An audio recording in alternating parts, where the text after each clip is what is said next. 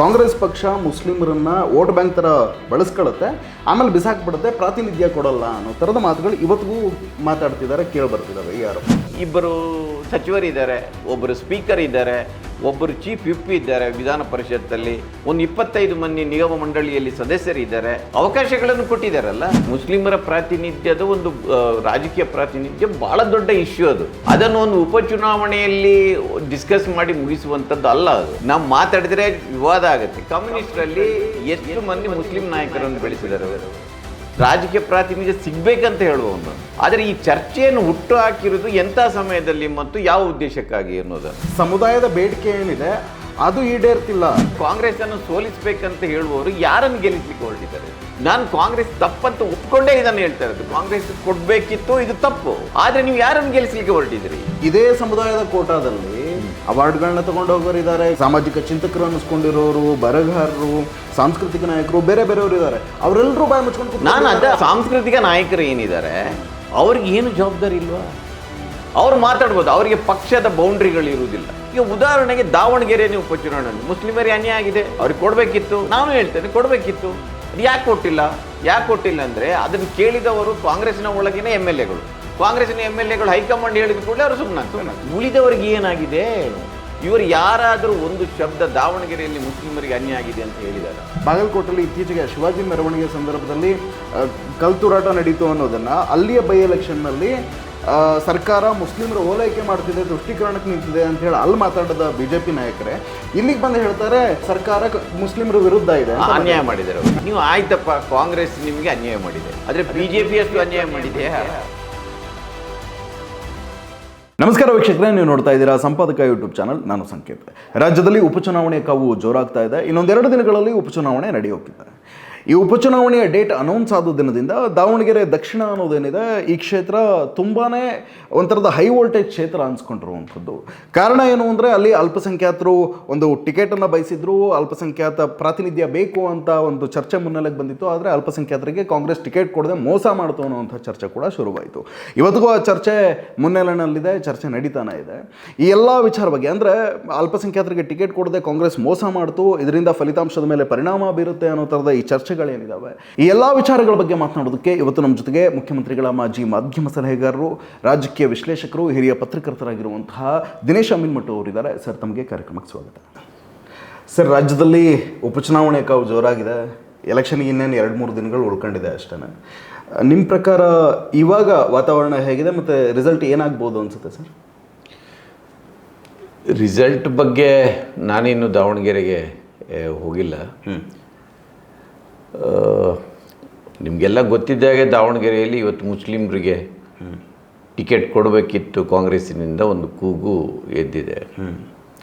ಇದಕ್ಕೆ ಮುಸ್ಲಿಂ ಸಮುದಾಯದ ಪ್ರಕಾರ ಅಲ್ಲಿ ಅವರು 70,000ದಷ್ಟು ಇದ್ದಾರೆ. ನ್ಯಾಯಬದ್ಧವಾಗಿ ನಮಗೆ ಸಿಗಬೇಕು ಎನ್ನುವುದು ಅವರ ಅಭಿಪ್ರಾಯ. ಕಾಂಗ್ರೆಸ್ ಏನು ಹೇಳುತ್ತೆ, ಇದು ಸಾಮಾನ್ಯವಾಗಿ ತಂದೆ ಸತ್ತಾಗ ಮಗನಿಗೆ, ಇಲ್ಲದ್ರೆ ಮೊಮ್ಮಗನಿಗೆ, ಗಂಡ ಸತ್ತಾಗ ಹೆಂಡತಿಗೆ ಕೊಡೋ ಸಂಪ್ರದಾಯ ಇದೆ. ಅದು ಅನುಕಂಪದ ಆಧಾರದಲ್ಲಿ ಬಾಗಲಕೋಟೆಯಲ್ಲಿ ಅದನ್ನೇ ಪಾಲಿಸಿದ್ದೇವೆ ಮತ್ತು ಇಲ್ಲೂ ನಾವು ಅದನ್ನೇ ಪಾಲಿಸಿದ್ದೇವೆ ಅಂತ ಅಧಿಕೃತವಾದ ಅವರ ಹೇಳಿಕೆ. ಮತ್ತು ಕಾಂಗ್ರೆಸ್ಸಿನ ಮುಸ್ಲಿಂ ನಾಯಕರ ಪ್ರಕಾರವೂ ಕೂಡ ಸುರ್ಜೇವಾಲಾ ಮತ್ತು ಇವರೆಲ್ಲ ಸಿದ್ದರಾಮಯ್ಯನವರು ನಡೆದ ಸಭೆಯಲ್ಲಿ ಅಂಥದ್ದೊಂದು ಎಗ್ರಿಮೆಂಟಿಗೆ ಬಂದಿದ್ದಾರೆ. ಅದಕ್ಕೆ ಎಲ್ಲರೂ ಒಪ್ಕೊಂಡಿದ್ದಾರೆ, ಇನ್ಕ್ಲೂಡಿಂಗ್ ಜಮೀರ್ ಖಾನ್ ಅಂತ. ಓಕೆ, ಸಲೀಂ ಅಹ್ಮದ್ ಅವರು ಸ್ವಿಚ್ ಆಫ್ ಮಾಡಿಕೊಟ್ರು. ಆಮೇಲೆ ಅವರು ಒಪ್ಕೊಂಡಿಲ್ಲ. ಅದರ ನಂತರ ಜಮೀರ್ ಖಾನ್ ಅವರು ಭಾಳ ದಿನ ಅಬ್ಸೆಂಟ್ ಆದರೂ ಈಗ ನಿನ್ನೆ ಅವರ ಪ್ರವೇಶ ಆಗಿದೆ. ತಮ್ಮ ನಡುವೆ ಏನೂ ಅಂತ ಭಿನ್ನಾಭಿಪ್ರಾಯನೇ ಇಲ್ಲ ಅಂತ ಸಾರ್ವಜನಿಕವಾಗಿ ಅವರು ಬಿಂಬಿಸಿಕೊಂಡಿದ್ದಾರೆ. ಹೌದು, ಇದು ನಮ್ಮ ಹೊರನೋಟಕ್ಕೆ ಕಾಣುವ ಒಂದು ಚಿತ್ರ. ಬಟ್ ಮುಸ್ಲಿಮರಲ್ಲಿ ಮೊದಲ ಬಾರಿಗೆ ಇಂಥದ್ದೊಂದು ಬೇಗುದಿ ಭಾಳ ದೊಡ್ಡ ಮಟ್ಟದಲ್ಲಿ ಎಕ್ಸ್ಪ್ರೆಸ್ ಆಗಿರೋದು ನಿಜ. ಅದು ನಾನು ಅದಕ್ಕೆ ಸಂಬಂಧಪಟ್ಟ ಹಾಗೆ ನಿಮ್ಗೊಂದು ಪ್ರಶ್ನೆ ಹಾಕಬೇಕು ಅಂದ್ಕೊಂಡೆ. ಏನು ಅಂದರೆ, ಕಾಂಗ್ರೆಸ್ ಟಿಕೆಟ್ ಏನು ದಾವಣಗೆರೆ ದಕ್ಷಿಣಕ್ಕೆ ಬೈ ಎಲೆಕ್ಷನ್ ಘೋಷಣೆ ಆಗಿ ಅದಾದಮೇಲೆ ಕಾಂಗ್ರೆಸ್ ಟಿಕೆಟ್ ಏನು ಘೋಷಣೆ ಆಯಿತು, ಎಲೆಕ್ಷನ್ ಘೋಷಣೆ ಆದ ದಿನದಿಂದನೂ ದಾವಣಗೆರೆ ದಕ್ಷಿಣದ ವಿಚಾರದಲ್ಲಿ ಕಾಂಗ್ರೆಸ್ ಟಿಕೆಟಿನ ವಿಚಾರದಲ್ಲಿ ತುಂಬಾ ಗೊಂದಲಗಳಿದ್ವು, ಅಸಮಾಧಾನಗಳಿದ್ವು. ಸಮರ್ಥ್ ಅವರು ಚುನಾವಣೆ ಅಂದರೆ ಟಿಕೆಟ್ ಘೋಷಣೆ ಆಗೋಕ್ಕಿಂತ ಮುಂಚೆ ನಾಮಪತ್ರ ಸಲ್ಲಿಸಿದ್ರು, ಅದಾದ ಮೇಲೆ ಸಾದಿಕ್ ಪೈಲ್ವಾನ್ ಬಂಡೆದ್ರು, ಇದೆಲ್ಲವೂ ನಡೀತಾ ಇತ್ತು. ಇವಾಗ ಕೇಳಿ ಬರ್ತಿರೋ ಮಾತು, ಟಿಕೆಟ್ ಘೋಷಣೆ ಆದ ದಿನದಿಂದ ಇವತ್ತಿನವರೆಗೂ ಕೇಳಿ ಬರ್ತಿರೋ ಮಾತೇನು ಅಂದರೆ, ಕಾಂಗ್ರೆಸ್ ಪಕ್ಷ ಮುಸ್ಲಿಮರನ್ನ ವೋಟ್ ಬ್ಯಾಂಕ್ ಥರ ಬಳಸ್ಕೊಳ್ಳುತ್ತೆ, ಆಮೇಲೆ ಬಿಸಾಕ್ಬಿಡುತ್ತೆ, ಪ್ರಾತಿನಿಧ್ಯ ಕೊಡಲ್ಲ ಅನ್ನೋ ಥರದ ಮಾತುಗಳು ಇವತ್ತಿಗೂ ಮಾತಾಡ್ತಿದ್ದಾರೆ, ಕೇಳಿ ಬರ್ತಿದ್ದಾವೆ ಈ ಆರೋಪಗಳು. ಏನಂತೀರಿ? ನೋಡಿ, ಮುಸ್ಲಿಮರ ರಾಜಕೀಯ ಪ್ರಾತಿನಿಧ್ಯ ಅದೊಂದು ಭಾಳ ದೊಡ್ಡ ಇಶ್ಯೂ. ಅದು ದಾವಣಗೆರೆಯಿಂದ ಹುಟ್ಟಿಕೊಂಡದ್ದು ಅಲ್ಲ. ಹೌದು, ದಾವಣಗೆರೆ ಚುನಾವಣೆ ಮುಗಿದ್ರಿಂದ ಇಲ್ಲಿದ್ರೆ ಅಲ್ಲಿ ಮುಸ್ಲಿಮರಿಗೆ ಒಂದು ಟಿಕೆಟ್ ಕೊಟ್ಟರೆ ಅದು ಮುಗಿಯುವಂಥದ್ದು ಕೂಡ ಅಲ್ಲ. ಆ ಕ್ಷೇತ್ರಕ್ಕೆ ಸೀಮಿತವಾಗಿಲ್ಲ, ಇಲ್ಲ, ಅದು ಕ್ಷೇತ್ರಕ್ಕೆ ಸೀಮಿತವಾಗಿದ್ದಿಲ್ಲ. 1950 ಮೊದಲ ಚುನಾವಣೆ ನಡೆದಾಗ ಆ ಜಗಳೂರಿನ ಇಮಾಮ್ ಸಾಬಿ ಅಂತ ಒಬ್ಬರೇ MLA ಇದ್ರು. ಓಕೆ, ಆಯಿತಾ.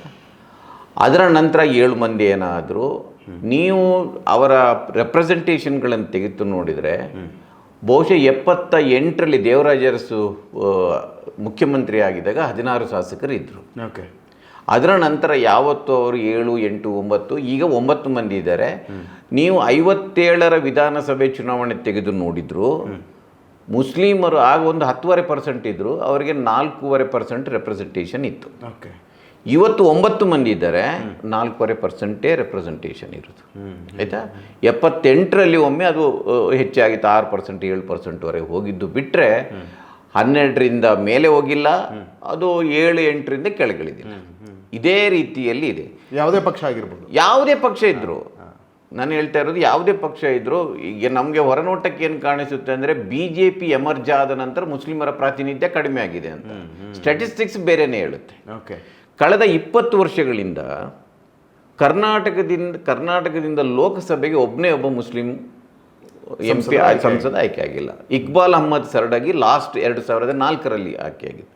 ಅದರ ನಂತರ ಯಾರು ಕಾಂಗ್ರೆಸ್ನವರು ಟಿಕೆಟ್ ಕೊಟ್ಟಿಲ್ಲ, JDSನವರು ಕೊಟ್ಟಿಲ್ಲ, ಬೇರೆಯವರು ಕೊಡೋ ಪ್ರಶ್ನೆ ಬರೋದಿಲ್ಲ. ಆಯಿತಾ.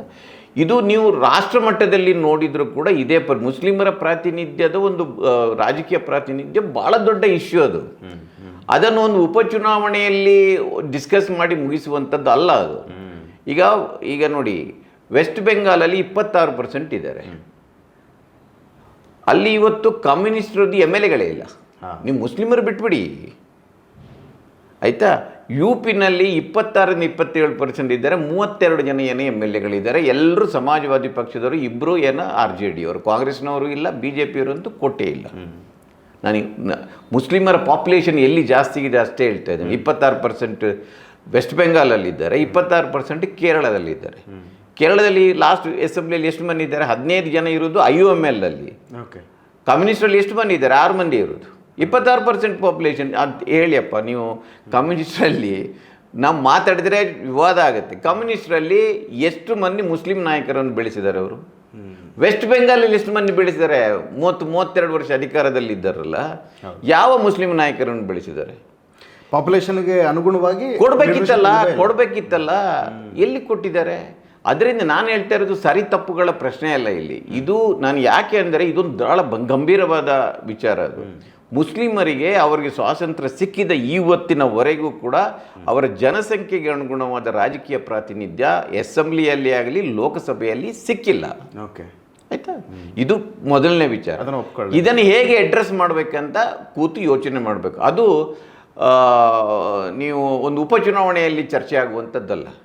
ಈಗ ನೀವು ತಂದೆಗೆ ಮಗನಿಗೆ ಕೊಡಬೇಕಂತ ಕೇಳಿದರೆ UT ಖಾದರ್ ಯಾರು? UT ಖಾದರ್ ತಂದೆ UT ಫರೀದ್. UT ಫರೀದ್ ನಂತರ UT ಖಾದರ್ ಕೊಟ್ಟರು, ಆಯಿತಾ. ನೀವು ಕಮರುಲ್ಲಾ ಇಸ್ಲಾಮು ಗುಲ್ಬರ್ಗ, ಅವರ ಕಾಲ ಆದ ನಂತರ 2 ಟರ್ಮಿಗೆ ಅವರ ಹೆಂಡತಿ ಆದರು. ಮುಸ್ಲಿಂ ಸಮುದಾಯದ ಒಬ್ಬ ದೊಡ್ಡ ಲೀಡರ್ CK ಜಾಫರ್ ಶರೀಫ್ ಅವರು, ಅವರ ಅಳಿಯ 4 ಬಾರಿ ರಾಯಚೂರು MLA, ಆಯಿತಾ. ಅಜಿತ್ ಸೇಠ್ ಮಗ ತನ್ವೀರ್ ಸೇಠ್ MLA ಆದರು. ನಾನು ಸರಿ ತಪ್ಪುಗಳನ್ನು ಹೇಳ್ತಾ ಇಲ್ಲ. ನೀವು ರಾಜಕೀಯ ಪ್ರಾತಿನಿಧ್ಯ ಕೊಡುವಾಗಲೂ ಕೂಡ ನೀವು ಯಾರಿಗೆ ಕೊಟ್ಟಿದ್ದೀರಿ? ಅದರಿಂದ ಇವತ್ತು ನೋಡಿ, ರಾಜಕೀಯ ಪ್ರಾತಿನಿಧ್ಯನೇ ಭಾಳ ದೊಡ್ಡ ಮುಖ್ಯ ಅಂತ ಹೇಳ್ತಾರೆ. ನಾನು ರಾಜಕೀಯ ಪ್ರಾತಿನಿಧ್ಯ ಸಿಗಬೇಕಂತ ಹೇಳುವವನು ನಾನು. ಆದರೆ ಈ ಚರ್ಚೆಯನ್ನು ಹುಟ್ಟು ಹಾಕಿರೋದು ಎಂಥ ಸಮಯದಲ್ಲಿ ಮತ್ತು ಯಾವ ಉದ್ದೇಶಕ್ಕಾಗಿ ಅನ್ನೋದನ್ನು, ಅದು ಸಮುದಾಯದ ಬೇಡಿಕೆ ಏನಿದೆ ಅದು ಈಡೇರ್ತಿಲ್ಲ, ಈಡೇರೋ ಹಾಗೂ ಕಾಣಿಸ್ತಾ ಇಲ್ಲ. ಅದೇ ಹೇಳ್ತಾ ಇರೋದು. ನಾವು ಇವತ್ತು ಚರ್ಚೆ ಮಾಡಬೇಕಾಗಿರೋದು, ನಾನು ಮುಸ್ಲಿಂ ಸಮುದಾಯದವರಿಗೆ ನನ್ನ ಒಂದು ಪ್ರಶ್ನೆ. ಈಗ ಮುಸ್ಲಿಂ ಸಮುದಾಯದಿಂದ ಒಂದಷ್ಟು ನಾಳೆ ಅವರಿಗೆ 15 ಹೋದ ಸಾರಿ ಏನು 16 ಟಿಕೆಟ್ ಏನೋ ಕೊಟ್ಟಿದ್ರು ಕರ್ನಾಟಕದಲ್ಲಿ, 9 ಮಂದಿ ಆಯ್ಕೆ ಆಗಿದ್ದಾರೆ. ಅವ್ರು ಏನೋ 22 ಕೇಳಿದ್ದಾರೆ ಅಂತ ಹೇಳ್ತಾರೆ. ಆಯ್ತಪ್ಪ, 16 ವಿನ್ ಆದರೂ ಮುಸ್ಲಿಮರ ಪರಿಸ್ಥಿತಿ ಸುಧಾರಿಸ್ತಿತ್ತಾ? ನನ್ನ ಪ್ರಶ್ನೆ ಹಾಗೆ ಉಳ್ಕೊಳ್ಳೋದು.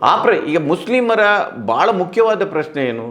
ಶಿಕ್ಷಣದ ಸಮಸ್ಯೆ ಇದೆ ಅವರಿಗೆ, ಆರೋಗ್ಯದ ಸಮಸ್ಯೆ ಇದೆ, ವಸತಿದ್ದು ಸಮಸ್ಯೆ ಇದೆ, ಅದರ ಜೊತೆಗೆ ಒಂದು ಇನ್ಸೆಕ್ಯೂರಿಟಿ ಇದೆ ಅವರ ಹತ್ರ. ಒಂದು ಅವರ ಮೇಲೆ ಆಗ್ತಾ ಇರುವ ದಾಳಿಯಲ್ಲಿ ಅವರು ಭಾಳ ದೇ ಫೀಲ್ ವೆರಿ ಇನ್ಸೆಕ್ಯೂರ್. ಅದರಿಂದ ಅವರಿಗೆ ರಕ್ಷಣೆ ಬೇಕಾಗುತ್ತೆ. ಇದು ಭಾಳ ಮುಖ್ಯ ವಿಚಾರ. ರಾಜಕೀಯ ಪ್ರಾತಿನಿಧ್ಯ, ಇವತ್ತು ನೀವು ಯಾವುದೇ ಒಬ್ಬ ಸಾಮಾನ್ಯ ಮುಸ್ಲಿಮನಿಗೆ ಕೇಳಿದರೆ are they happy with their representative? ಅವ್ರ ಎಮ್ ಎಲ್ ಎಗಳ ಬಗ್ಗೆ, ನಮ್ಮ ಎಮ್ ಎಲ್ ಎಗಳು ಭಾಳ ಚೆನ್ನಾಗಿ ಕೆಲಸ ಮಾಡ್ತಿದ್ದಾರೆ, ನಮ್ಮನ್ನು ನೋಡ್ಕೊಳ್ತಾ ಇದ್ದಾರೆ ಅಂತ ಯಾರು ಹೇಳ್ತಾರೆ? ಯಾವ ಸಾಮಾನ್ಯ ಯಾವ ಹೇಳೋದಿಲ್ಲ, ಮತ್ತು ಯಾವ ಸಮುದಾಯದವರು ಹೇಳೋದಿಲ್ಲ. ನಾನು ಕೇಳೋ ಮುಸ್ಲಿಮರಿಗೆ ಸೀಮಿತ ಮಾಡ್ತಾ ಇಲ್ಲ. ಹೌದು. ಈಗ ನೋಡಿ, ನೀವು ಒಂದು ಸಮುದಾಯಕ್ಕೆ ಅವರಿಗೆ ರಾಜಕೀಯ ಪ್ರಾತಿನಿಧ್ಯ ಸಿಕ್ಕ ಕೂಡಲೇ ಅವರು ಉದ್ಧಾರ ಆಗೋದಿದ್ರೆ, ಒಕ್ಕಲಿಗರು, ಲಿಂಗಾಯತರು, ಬ್ರಾಹ್ಮಣರು, ಹಿಂದುಳಿದ ಜಾತಿಗಳು ಎಲ್ಲರೂ ಉದ್ಧಾರ ಆಗಬೇಕಿತ್ತು. ಆ ಕಮ್ಯುನಿಟಿನಲ್ಲಿ ಎಂತೆಂಥ ಲೀಡರ್ ಬಂದರೆ ಚೀಫ್ ಮಿನಿಸ್ಟರ್ ಆಗಿದ್ದಾರಲ್ಲ, PM ಆಗೋದ್ರು. ಅದೇ ಹೇಳಿದ್ದು. ಆಗದ್ ಮುಸ್ಲಿಮರಿಗೆ ಮುಖ್ಯಮಂತ್ರಿ ಆಗಿಲ್ಲ, ದಲಿತರು ಮುಖ್ಯಮಂತ್ರಿ ಆಗಿಲ್ಲ. ಅವರನ್ನು ಬಿಟ್ಬಿಡಿಯಪ್ಪ. 25% ದಲಿತರು, ಒಂದು 13% ಈ ಮುಸ್ಲಿಮರು, ಅವರನ್ನು ಬಿಟ್ಬಿಡಿ. ಉಳಿದವರು ಉದ್ಧಾರ ಆಗ್ಬೇಕಿತ್ತಲ್ಲ. ಹೌದು. ರಾಜಕೀಯ ಪ್ರಾತಿನಿಧ್ಯ ಬೇಕಾಬಿಟ್ಟಿ ಸಿಕ್ಕಿದೆ ಅವರಿಗೆ. ಆಯ್ತಾ? ಆ ಒಂದು ಒಟ್ಟು ನಮ್ಮ ಶಾಸನ ಸಭೆಯಲ್ಲಿ ಒಂದು 50-60 ಮಂದಿ ಲಿಂಗಾಯತರು, 50-60 ಮಂದಿ ಒಕ್ಕಲಿಗರು ಎಲ್ಲ ರೆಪ್ರೆಸೆಂಟೇಷನ್ ಎಮ್ ಎಲ್ ಎಗಳಾಗಿದ್ದಾರೆ, ಇಷ್ಟು ಮಂದಿ ಮಿನಿಸ್ಟರ್ಗಳಾಗಿದ್ದಾರೆ, ಮುಖ್ಯಮಂತ್ರಿಗಳಾದರು, ನೀವು ಹೇಳಿದಾಗೆ ಒಬ್ಬರು ಪ್ರಧಾನಿಯೇ ಆದರು. ಆ ಸಮುದಾಯದಲ್ಲಿ ಎಲ್ಲ ಯಾವ ತೊಂದರೆನೂ ಇರಬಾರದಿತ್ತು ಇವತ್ತು. ಆಯ್ತಾ? ಆಗಿದೆ, ಪರಿಸ್ಥಿತಿ ಆಗಿಲ್ಲ. ಅದರಿಂದ ನಾನು ಹೇಳ್ತಾ ಇರೋದು, ಇವತ್ತಿನ ಚರ್ಚೆ ಇದೊಂದು ಸ್ವಲ್ಪ ದಾರಿ ತಪ್ತಾ ಇದೆ. ನಾನು ಕೊಡಲೇಬೇಕಂತ ಹೇಳೋರು. ಆದರೆ ನೀವು ಯಾವ ಪಕ್ಷ ಇಲ್ಲದ್ರೆ ಯಾವ ಸರ್ಕಾರ ಮುಸ್ಲಿಮರಿಗೆ ಏನು ಮಾಡಿದೆ ಅನ್ನೋದನ್ನು ಚರ್ಚೆ ಆಗಬೇಕು. ಆ ಚರ್ಚೆಯಿಂದ ದೂರ ಹೋಗ್ತಾ ಇದೆ ಇದು ಅಂತ. ಈಗ ಒಂದು ಬಜೆಟ್ ಇದೆ, ನಾನು ಅದಕ್ಕೆ ಸುಮ್ಮನೆ ಅದನ್ನು ತಗೊಂಡು ಬಂದೆ ಲೆಕ್ಕ. ಆಯ್ತಾ? 2013ರಿಂದ 2018 ಈ ಅವಧಿಯಲ್ಲಿ ಸಿದ್ದರಾಮಯ್ಯ ಸರ್ಕಾರ, ಆಯ್ತಾ, ಅದಕ್ಕಿಂತ ಮೊದಲು ಮುಸ್ಲಿಂ ಸಮುದಾಯಕ್ಕೆ 500 ಕೋಟಿ 400 ಕೋಟಿ, ನನ್ನ ಪ್ರಕಾರ 500 ಕೋಟಿಗಿಂತ ಜಾಸ್ತಿ ಕೊಟ್ಟಿಲ್ಲ. 2017-18 ಅವರ ಕೊನೆಯ ಬಜೆಟಲ್ಲಿ ಸಿದ್ದರಾಮಯ್ಯನವರು 2200 ಕೋಟಿ ರೂಪಾಯಿ ಕೊಟ್ಟರು ಅಲ್ಪಸಂಖ್ಯಾತರಿಗೆ. ಆ ಅವಧಿಯಲ್ಲಿ ಒಟ್ಟು ಕೊಟ್ಟಿರೋದು 6428 ಕೋಟಿ ರೂಪಾಯಿ. ನಾನು ಹೇಳ್ತಾ ಇರೋದು 600-700 ತೆಗೆದು ನೋಡಲಿ, ಯಾರಾದ್ರೂ ಬಜೆಟ್ ಚರ್ಚೆಗೆ ಬರಲಿ. ಆಯಿತಾ? ನೀವು ಅದರ ನಂತರ 17-18 ಆಯಿತು, ಆಗ 18-19 ಒಂದು ಸಮ್ಮಿಶ್ರ ಸರ್ಕಾರ ಬಂತು, 19-20 ಮತ್ತೆ BJP ಬಂತು. ಆ 4 ವರ್ಷದಲ್ಲಿ ಅವರಿಗೆ ಕೊಟ್ಟದ್ದು 2097 ಕೋಟಿ ರೂಪಾಯಿ. ಆಯಿತಾ? ನಾನು ಹೇಳ್ತಾ ಇರೋದು, ನೀವು 2023ರಿಂದ ಈಗ ಇದು ಇದೆಯಲ್ಲ, ಈ 4 ವರ್ಷಗಳಲ್ಲಿ ಸಿದ್ದರಾಮಯ್ಯ ಸರ್ಕಾರ 13,957 ಕೋಟಿ ರೂಪಾಯಿ ಕೊಟ್ಟಿದೆ. ಈಗ ಈ ಬಜೆಟಲ್ಲಿ 4,761 ಕೋಟಿದೆ, ಹೋದ ಬಜೆಟಲ್ಲಿ 4,514 ಕೋಟಿ ಕೊಟ್ಟಿದೆ. ನಾವು ಚರ್ಚೆ ಮಾಡಬೇಕಾಗಿರೋದು ಇದನ್ನು ಅಂತ ನಾನು ಹೇಳ್ತಾ ಇರೋದು. ಇವತ್ತು ಸಿದ್ದರಾಮಯ್ಯನವರ ಬಜೆಟ್ ಬಂದ ಕೂಡಲೇ ಏನು ಹೇಳಿದರು? ಬ್ರದರ್ಸ್ ಬಜೆಟ್, ಸಾಬ್ರುಗಳ ಬಜೆಟ್, ಓಲೈಕೆ ಬಜೆಟ್ ಅಂತ ಹೇಳಿದ್ರಲ್ವಾ. ಇನ್ನೊಂದು ಕಡೆ ಕೆಲವು ಮುಸ್ಲಿಂ ಲೀಡರ್ ಹೇಳ್ತಾರೆ, ಈ ಕಾಂಗ್ರೆಸ್ ಸರ್ಕಾರ ಮುಸ್ಲಿಮರನ್ನು ಬಳಸಿಕೊಂಡು ಬಿಸಾಡ್ತಾ ಇದೆ, ಅವರಿಗೆ ಯಾವುದಾದ್ರೂ ಒಂದು ಸರಿ ಇರಬೇಕಲ್ಲ ನೀವು. ಹೌದು. ನಾನು ಹೇಳ್ತಾ ಇರೋದು ಚರ್ಚೆ ಆಗಬೇಕಾರೋದು ಇದು ಅಂತ ಹೇಳ್ತಾ ಇರೋದು. ಸಿದ್ದರಾಮಯ್ಯನವರ ಅಂತ ಅಲ್ಲ, ಕಾಂಗ್ರೆಸ್ ಹಿಂದಿನ ಸರ್ಕಾರದಲ್ಲಿ, ಹಿಂದಿನ 13-18 ಮತ್ತು ಈಗ 23-18 ಬಜೆಟ್ಗಳನ್ನು ಯಾರಾದ್ರೂ ತೆಗೆದು ನೋಡಿದರೆ, ಪ್ರತಿ ಸರಿ ಈ ಸಿದ್ದರಾಮಯ್ಯನ ವಿರುದ್ಧದ ಆರೋಪ ಏನಂದರೆ ಮುಸ್ಲಿಮರ ಓಲೈಕೆ ಮಾಡ್ತಾನೆ ಅಂತ. ಶಾದಿ ಭಾಗ್ಯ ಕೊಟ್ಟರು, ಆ ಭಾಗ್ಯ ಕೊಟ್ಟರು, ಈ ಭಾಗ್ಯ ಕೊಟ್ಟರು. ಈಗ ಬಾಗಲಕೋಟೆಯಲ್ಲಿ ಕೂಡ ನಡೀತಾ ಇರೋದು ಅದೇ ಓಲೈಕೆ ನಡೀತಾ ಇರೋದು. ಒಂದು ಇಂಟ್ರೆಸ್ಟಿಂಗ್ ಏನು ಅಂದರೆ ಸರ್, ಬಾಗಲಕೋಟೆಯಲ್ಲಿ ಇತ್ತೀಚೆಗೆ ಶಿವಾಜಿ ಮೆರವಣಿಗೆ ಸಂದರ್ಭದಲ್ಲಿ ಕಲ್ತುರಾಟ ನಡೀತು ಅನ್ನೋದನ್ನು, ಅಲ್ಲಿಯ ಬೈ ಎಲೆಕ್ಷನ್ನಲ್ಲಿ ಸರ್ಕಾರ ಮುಸ್ಲಿಮರು ಓಲೈಕೆ ಮಾಡ್ತಿದೆ, ತುಷ್ಟೀಕರಣಕ್ಕೆ ನಿಂತಿದೆ ಅಂತ ಹೇಳಿ ಅಲ್ಲಿ ಮಾತಾಡಿದ BJP ನಾಯಕರೇ ಇಲ್ಲಿಗೆ ಬಂದು ಹೇಳ್ತಾರೆ ಸರ್ಕಾರ ಮುಸ್ಲಿಮರ ವಿರುದ್ಧ ಇದೆ, ಅನ್ಯಾಯ ಮಾಡಿದ್ದಾರೆ ಅವರಿಗೆ. ಅಲ್ಲಿ ಬಾಗಲಕೋಟೆನಲ್ಲಿ ಮುಸ್ಲಿಂ ಇದು ನೋಡಿ, ನಮ್ಮ ಲೆಗೆಸಿ ಮೀಡಿಯಾ ಏನು ಹೇಳ್ತದೆ, ರೆಗ್ಯುಲರ್ ಮೀಡಿಯಾದಲ್ಲಿ ಇದರ ಬಗ್ಗೆ ಚರ್ಚೆ ಆಗ್ತಾ ಇಲ್ಲ ಅಂತ. ಮುಸ್ಲಿಮರನ್ನ ನಾನು ಹೇಳ್ತಾ ಇರೋದು ಇದು, ನಾನು ಅದನ್ನು ಓಪನ್ ಆಗಿ ಮಾತಾಡಿದ್ದೇನೆ. ದಾವಣಗೆರೆಯಲ್ಲಿ ಮುಸ್ಲಿಮರಿಗೆ ಟಿಕೆಟ್ ಕೊಡಬೇಕಿತ್ತು, ನನ್ನ ಪ್ರಕಾರ ಕೊಡಬೇಕಿತ್ತು. ಯಾಕೆಂದರೆ ಅವರ ಪ್ರಕಾರನೇ ಶಾಮನೂರು ಶಿವಶಂಕರಪ್ಪ ಹೇಳಿದಾರಂತೆ, ಇದೊಂದು ಟರ್ಮ್ ನಂದು, ನೆಕ್ಸ್ಟ್ ನಿಮಗೆ ಕೊಡ್ತೇನೆ ಅಂತ. ಇಲ್ಲ ಸರ್, ಅದನ್ನ ಸಾದಿಕ್ ಪೈಲ್ವಾನು ಒಂದು ಲೈವ್ ಟಿವಿ ಡಿಸ್ಕಷನ್ ಅಲ್ಲಿ ಅವತ್ತಿಗೆ ಇವರು ಇದ್ರು, ಯಾರೋ SS ಮಲ್ಲಿಕಾರ್ಜುನ್ ಕೂಡ ಇದ್ರು, ಕ್ಲಾರಿಫೈ ಮಾಡಿದ್ರು, ಎಲ್ಲೂ ಕೂಡ ನಮಗೆ ಪ್ರಾಮಿಸ್ ಮಾಡಿರಲಿಲ್ಲ ಶಿವಶಂಕರಪ್ಪ ಬದುಕಿದ್ದು. ಗೊತ್ತಿಲ್ಲ ನನಗೆ. ಆದರೂ ಅವ್ರು ಪ್ರಾಮಿಸ್ ಮಾಡಲಿ ಮಾಡದೇ ಇರಲಿ, ಒಂದು ಸಮುದಾಯಕ್ಕೆ ಅದು ಕೊಡಬೇಕಿತ್ತು. ಈಗ ನೋಡಿ ಏನಾಗುತ್ತೆ ಅಂದರೆ, ನೀವು ಬಾಬ್ರಿ ಮಸೀದಿ ಧ್ವಂಸದ ನಂತರದ ದಿನಗಳಲ್ಲಿ ನೀವು ನೋಡ್ತಾ ಇದ್ರೆ ಲೋಕಸಭೆಯಲ್ಲಿ ಮತ್ತು ಅಸೆಂಬ್ಲಿಯಲ್ಲಿ ಮುಸ್ಲಿಮರ ರೆಪ್ರೆಸೆಂಟೇಷನ್ ಕಡಿಮೆ ಆಗ್ತಾ ಬಂದಿದೆ. ಅದಕ್ಕೆ ಹೇಳಿದ್ದು ನಾನು, 2004 ನಂತರ ಕರ್ನಾಟಕದಿಂದ ಒಬ್ಬ ಮುಸ್ಲಿಂ ಸಂಸದ ಲೋಕಸಭೆಗೆ ಹೋಗಿಲ್ಲ. ಹೌದು, ಇದು ಎಲ್ಲ ಕಡೆ ಆಗಿದೆ. UP-ನಲ್ಲಿ ಇವತ್ತು ಹಂಗಾಗ್ತದೆ. ನೋಡಿ, UP-ನಲ್ಲಿ BJP-ಯಿಂದ ಒಬ್ಬ MLA ಇಲ್ಲ. ಇಡೀ ದೇಶದ ಲೋಕಸಭೆಯಲ್ಲಿ ಮೊದಲ ಬಾರಿಗೆ ಒಬ್ಬ ಆಡಳಿತ ಪಕ್ಷದಿಂದ ಒಬ್ಬ BJP MP ಇಲ್ಲ. ಅಂದರೆ BJP-ಯಿಂದ ಆಡಳಿತ ಪಕ್ಷ BJP ಅಲ್ಲ, ಒಬ್ಬನೇ ಒಬ್ಬ ಆಡಳಿತ ಪಕ್ಷದ ಒಬ್ಬ MP ಇಲ್ಲ. ಅವ್ರು ಯಾರಿಗೂ ಟಿಕೆಟೇ ಕೊಡೋದಿಲ್ಲ. ಹೌದು, ಆಯಿತಾ? ನೀವು ಇಂಥ ನಾನು ಹೇಳ್ತಾ ಇರೋದು, ಈ ಚರ್ಚೆ ಇದು ರಾಜಕೀಯ ಪ್ರಾತಿನಿಧ್ಯ ಒಂದು ಸೈಡ್ ಇರಲಿ. ನೀವು ಉಳಿದ ವಿಷಯಗಳ ಬಗ್ಗೆ ಚರ್ಚೆ ನಡೆಯಬೇಕು. ಯಾಕೆ ನೀವು ಮುಸ್ಲಿಮರಿಗೆ ಬಜೆಟಲ್ಲಿ ಒಂದಷ್ಟು ದುಡ್ಡು ಕೊಟ್ಟಾಗ ಯಾಕೆ ಅವರ ಹೊಟ್ಟೆ ಉರಿಯುತ್ತೆ? ಇದರ ಬಗ್ಗೆ ಚರ್ಚೆ ಬಿಟ್ಟು ಇದನ್ನು ಇಲ್ಲಿಗೆ ತಂದು ನಿಲ್ಲಿಸಿದರೆ ನಮ್ಮ ಮೀಡಿಯಾಗಳು ಅದನ್ನು ಎತ್ಕೊಳ್ತಾ ಇದ್ದಾರೆ. ಅವರಿಗೆ ಅದಕ್ಕೆ ಅನುಕೂಲ ಆಗ್ತದೆ ಅಂತ. ಒಂದು ಏನಂದರೆ, ನಾನು ಹೇಳ್ತಾ ಇರೋದು, ಕಾಂಗ್ರೆಸ್ ಮುಸ್ಲಿಮರಿಗೆ ಎಲ್ಲವನ್ನೂ ಒಳ್ಳೇದು ಮಾಡಿದೆ ಮತ್ತು ಕಾಂಗ್ರೆಸ್ನಲ್ಲಿರುವ ಎಲ್ಲರೂ ಒಳ್ಳೇದು ಮಾಡಿದ್ದಾರೆ ಅಂತ ನಾನು ಹೇಳ್ತಾ ಇಲ್ಲ. ಕಾಂಗ್ರೆಸ್ನಲ್ಲಿರುವ ಎಲ್ಲ ನಾಯಕರು ಕೂಡ ಮುಸ್ಲಿಮರ ಪರವಾಗೇ ಇದ್ದಾರೆ ಅಂತಲೂ ನಾನು ಹೇಳೋದಿಲ್ಲ. ಆಯಿತಾ? ಸರಿ ತಪ್ಪುಗಳಿದೆ ಅಲ್ಲಿ. ಆದರೆ ಇವತ್ತಿನ ಡೆಮೋಕ್ರಸಿ ಹೇಗಿದೆ ಅಂದರೆ, ನೀವು ಒಬ್ಬ ವೋಟ್ ಹಾಕಲಿಕ್ಕೆ ಹೋಗುವವನಿಗೆ ಅವನು ಒಳ್ಳೆಯವರು ಮತ್ತು ಕೆಟ್ಟವರು, ಇಲ್ಲದ್ರೆ ನಮ್ಮ ಶತ್ರುಗಳು, ಇಲ್ಲದ್ರೆ ಮಿತ್ರರು ಎನ್ನುವ ಆಯ್ಕೆಗಳಿಲ್ಲ ಅವರಿಗೆ. ಆಯಿತಾ? ಕೆಟ್ಟವರು ಮತ್ತು ಅತಿ ಕೆಟ್ಟವರ ನಡುವೆ ಆಯ್ಕೆ ಇತ್ತು. ಆಯಿತಾ? ನೀವು ಶತ್ರುಗಳು, ದೊಡ್ಡ ಶತ್ರುಗಳು ಮತ್ತು ಸಣ್ಣ ಶತ್ರುಗಳು ಅಂತ. ನೀವು ಆಯ್ತಪ್ಪ, ಕಾಂಗ್ರೆಸ್ ನಿಮಗೆ ಅನ್ಯಾಯ ಮಾಡಿದೆ, ಆದರೆ BJP ಅಷ್ಟು ಅನ್ಯಾಯ ಮಾಡಿದೆಯಾ? ನಿಮಗೆ ರೆಪ್ರೆಸೆಂಟೇಷನೇ ಕೊಟ್ಟಿಲ್ಲ, ನಿಮ್ಮ ವೋಟ್ ಅಗತ್ಯ ಇಲ್ಲ ಅಂತ ಹೇಳ್ತಾ ಇದೆ, ನಿಮ್ಮನ್ನು ಪಾಕಿಸ್ತಾನಕ್ಕೆ ಓಡಿಸ್ಬೇಕಂತ ಹೇಳ್ತಾರೆ, 2ನೇ ದರ್ಜೆಯ ಪ್ರಜೆಗಳನ್ನು ನಡೆಸ್ಕೊಳ್ತಾ ಇದ್ದಾರೆ, ಮಸೀದಿ ಎದುರಿಗೇನೆ ಗಣಪತಿ ಮೆರವಣಿಗೆ ಬಂದು ಕಲ್ತೂರಿ ನಿಮ್ಮನ್ನೇ ಮಾಡ್ತಾರೆ. ಇದೆಲ್ಲವೂ ನಿಜ ಅಲ್ವಾ? ಹೌದು. ನೀವು ಇದ್ದಾಗ, ನೀವು ಈ ರೀತಿ ಇದ್ದಾಗ ನಿಮ್ಮ ಆಯ್ಕೆ ಏನಿರಬೇಕು ಅಂತ ನನ್ನ ಪ್ರಶ್ನೆ. ಅದು ನನಗೆ ಮುಸ್ಲಿಮರಿಗೆ ಕೊಡಬೇಕು, ಅದು ಇಲೆಕ್ಷನ್ವರೆಗೆ ನಡಿಬೇಕು, ಆ ಪ್ರೆಷರ್ ಹಾಕಲೇಬೇಕು, ಅದರ ಪರಿಣಾಮ ಮುಂದೆ ನೋಡೋಣ.